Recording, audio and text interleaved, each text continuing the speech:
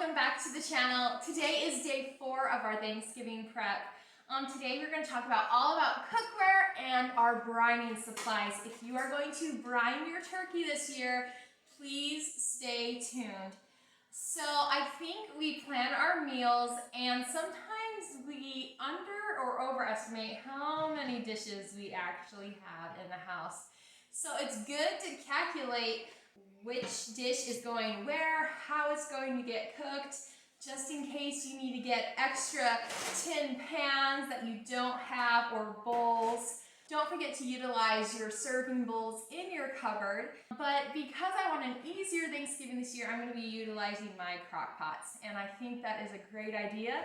You put it all in the morning along with the turkey and you just wait till it's done. Also, you can get crock pot liners if you're worried about cleanup. Also, along with the turkey, how are you going to cook the turkey? Do you have a roaster or do you need a tin pan? I do have a roaster. I did get one of these as well, but sometimes these are really bendable. And when you're pulling out a heavy turkey full of juices, sometimes it's actually a little nerve-wracking and scary. So if you can't afford a roaster, they're not that expensive. They're $10 at Walmart. I got one. It's put away right now, but I'll get that out.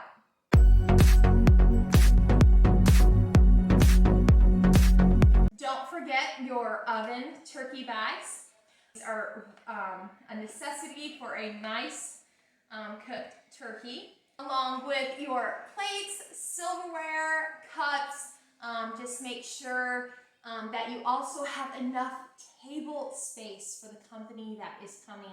In case you need to borrow tables and chairs, just to make sure that everyone fits and has a great Thanksgiving. Now let's get on to brining. There are many ways to cook a turkey. You can roast, you can fry, you can even smoke it. My favorite is a roasted turkey. What you need if you're going to roast a turkey, pretty much you just need a turkey bag and a roaster, but I want to brine mine first. Brining the turkey helps make it juicy, delicious, and it brings out the flavor of the turkey. I know there are a lot of different brines out there, but I want a simple brine, which is going to consist of vegetable broth, a lot of water, and salt. And you need a 5-gallon bucket with a lid, a clean 5-gallon bucket. This is a new bucket. I mean, you could use an older one, just make sure it is super clean before you put the turkey in there to brine. A lid will also ensure that there's no spillage and it will keep it secure, the turkey in there, and yeah.